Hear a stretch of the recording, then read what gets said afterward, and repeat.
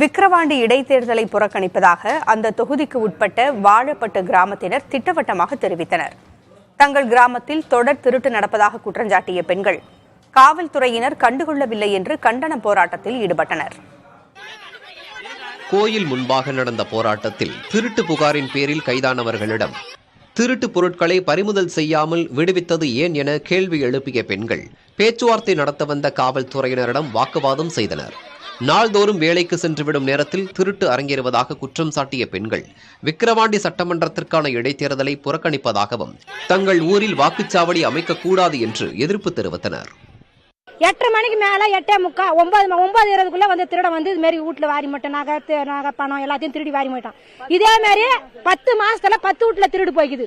என் பொண்ணுக்கு கல்யாணம் பண்ண சார், ஞாயிற்றுக்கிழமை கல்யாணம் நடந்தது, விவசாயக்கிழமை அன்னைக்கு மணி 2 மணிக்கெல்லாம் திருடம் தூக்க மாட்டா சார்.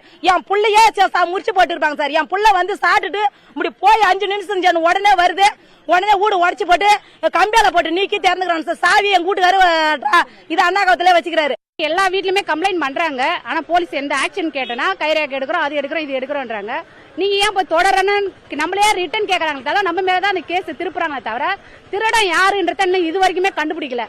போட மாட்டோம் சார், தேர்தலுக்கு ஓட்டு போட மாட்டோம், திருநா நடக்கூடாது, நாங்க ஓட்டு போட மாட்டோம் சார். இந்த ஓட்டு இனிமேட்டு எங்க ஊருக்கு ஓட்டே வரக்கூடாது சார். இதுக்கு தீர்மானம் தெரியாம ஓட்டு வரக்கூடாது.